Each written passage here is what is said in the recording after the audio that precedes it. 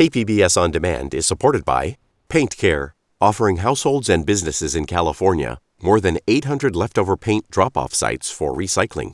Quantities of 100-plus gallons of paint may qualify for a large volume pickup. Learn more at paintcare.org.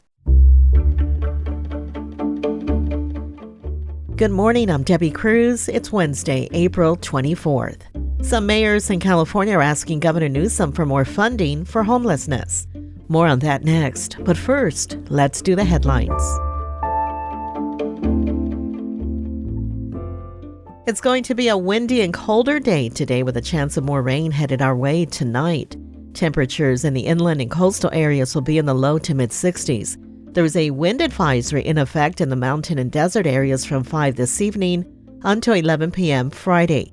Gusts could reach up to 60 miles per hour. Temps in the mountains will be in the low 50s, and in the deserts it'll be in the mid-80s. The National Weather Service says tomorrow is expected to be the coldest day of the week, with up to 15 degrees below average for this time of year. If you are starting to plan your summer travels, the San Diego International Airport just added an extra nonstop international flight each day. British Airways is increasing its flights from San Diego to London to 2 flights daily through October 25th. According to the San Diego County Regional Airport Authority, the demand for the British Airways flight has grown 50% over the last 4 years.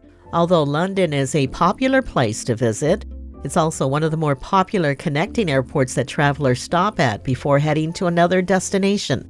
The 2 flight options include an evening and night departure time. SeaWorld and Sesame Place San Diego are now offering free and discounted passes for active duty military and veterans in honor of Military Appreciation Month in May. U.S. military veterans can register for free one-day passes to SeaWorld parks for themselves and 3 guests. They can do that through May 12th at www.wavesofhonor.com. And for Sesame Place San Diego, veterans can get 50% off up to 6 tickets. Veterans can register for those tickets online at govx.com. The tickets for both parks must be used by May 27th. From KPBS, you're listening to San Diego News Now. Stay with me for more of the local news you need. KPBS On Demand is supported by Splatero, helping homeowners pay off debt by offering streamlined access to your home's equity with no additional monthly payments or new debt. Splatero provides a lump sum of payment in exchange for a share of your home's future value. Pre-qualification is available at splatero.com.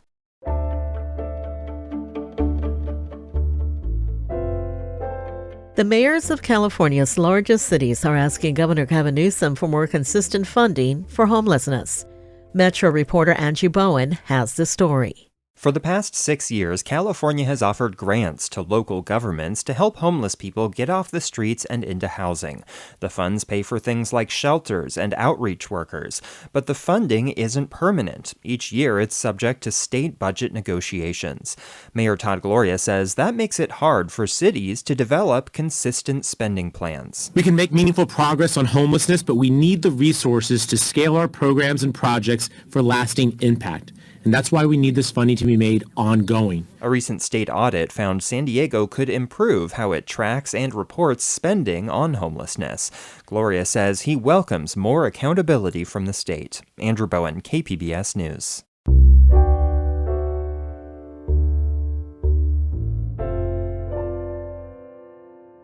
Thousands of victims of the January flooding have been approved for federal assistance through FEMA.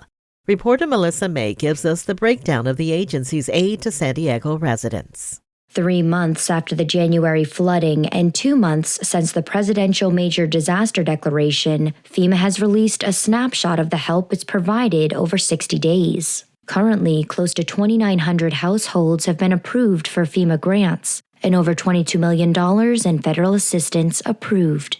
Gerard Hammink is with FEMA.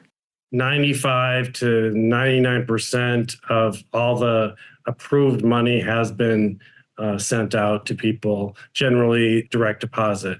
Homeowners and renters can also apply for Small Business Administration loans. To help streamline the application process, both FEMA disaster recovery centers in Mountain View and Spring Valley have been converted to SBA disaster loan outreach centers. Melissa May, KPBS News. Earlier this month, the City Commission recommended moving a stretch of Carlsbad Boulevard to higher ground because of climate change. North County reporter Alexander Wynn says the Carlsbad City Council reviewed those recommendations yesterday evening. Scenic Carlsbad Boulevard abuts the coast. It's a beautiful drive where you can see pelicans flying by and gliding past surfers. But the road, also known as Highway 101, is being threatened by climate change and erosion. According to a city report, the stretch of Carlsbad Boulevard from Palomar Airport Road to Island Way is susceptible to damage from sea level rise. Mitch Silverstein with the Surfrider Foundation agrees with the commission. He thinks the council should act sooner rather than later. If they're able to demolish the road at the same time as they reroute traffic, we can create a resilient beach that will be there with up to 6 feet of sea level rise. The other option would be a phased approach where changes would take place incrementally over a 96-year period. A city spokesperson says the city still needs to find funding for the recommendations. Alexander Nguyen, KPBS News. The city of Vista is backing up its climate action goals with its first environmental commission. It's made up of local residents, and North County reporter Tanya Thorne says it includes one of the city's first Spanish-speaking commissioners. For the past 5 years, Jovita Serafin has spent her Wednesdays picking up trash in neighborhoods in Vista. Her group is called Guerreras en Acción por un Vista Limpio, which means warriors in action for a clean Vista.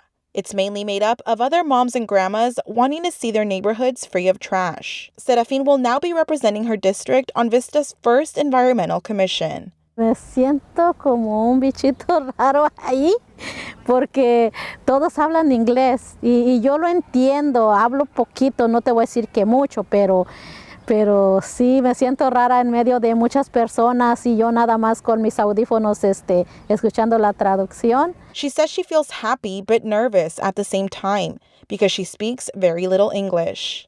But she hopes that her involvement in city government will encourage other Spanish-speaking residents to get involved as well. The commission will hold their first meeting on Wednesday. Tanya Thorne, KPBS News.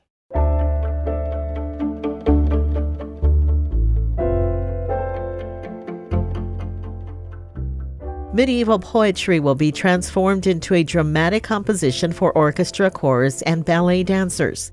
Reporter Jacob Ayers says City Ballet of San Diego is getting ready to perform Carmina Burana and tell a tragic tale from the beginning of the Great Depression.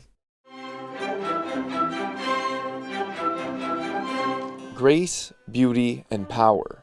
Ballet is filled with emotions and sometimes stories. Ballet has really been like one of the most important relationships of my life. It's always been like a partner that I've always had with me. So say City Ballet of San Diego dancers Ariana Gonzalez and Brian Heil. They're looking forward to their upcoming high drama performance of Carmina Burana. Carmina Burana is much more on that story side of the scale, from abstract to not. And so that one will require a great deal of acting along with the dancing. It will be a grand and intense ballet, accompanied by a live orchestra and choir voices, says Ariana's husband and choreographer, Jeff Gonzalez. I have this story that you follow from this man who goes through this whole period of gaining and then losing everything all at once. And then also you have the story of the music and how it kind of was created, and at the time that it was created, especially around the jazz age. The program is twofold. First is Mozart's Concerto for flute, harp, and orchestra.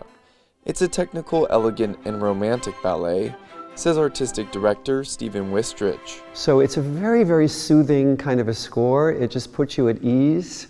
And the dancing is I would say neoclassical, which is kind of based on classical dancing, but it has a little bit more modern edge to it.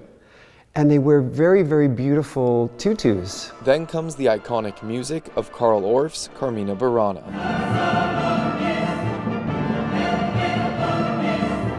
And the accompanying contemporary ballet performance focused on the great stock market crash in 1929. Getting lost in somebody else's life story. So this to me is like why I love, dancing so much. So I'm just thrilled to get to take on such a dramatic, kind of darker role in this. It starts off with the ending of the ballet. It starts off with a climax. So you can't come into it halfway. You have to be like already at like 110%. These performances close out City Ballet's 31st season with a striking balance of opposites. They couldn't be more different from each other in the way they look. The music is completely different, the costumes are completely different. And so we like to put programs together that will actually be surprising. Mozart Concerto was last performed by City Ballet of San Diego in May 2018 and Carmina Burana in November 2019. This time it's in a new and expanded setting, the Concert Hall California Center for the Arts in Escondido. I'm able to kind of just step outside of that box a little bit more now and incorporate more people, incorporate more looks and some more set pieces, and just kind of grow on the idea. Hyle and Ariana have danced to this ballet before and say to take part is one of the pinnacles of their careers. You know, it's not every day that you get to have a full-length story ballet created on you. And the fact that it's my husband doing the creating is really special. It's always sort of my dream to like be on stage performing by myself, like with the orchestra, with the choir, and that is the reality of what's going to be happening.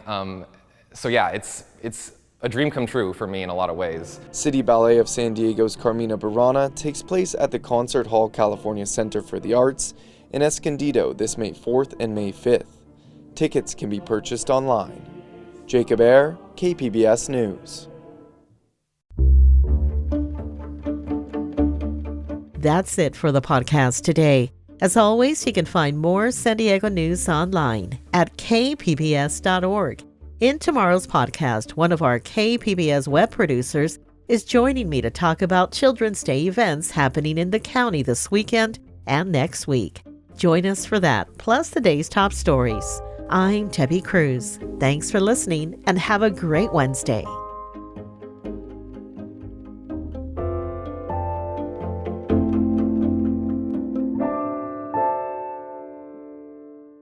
KPBS On Demand is supported by Paint Care, offering households and businesses in California more than 800 leftover paint drop-off sites for recycling.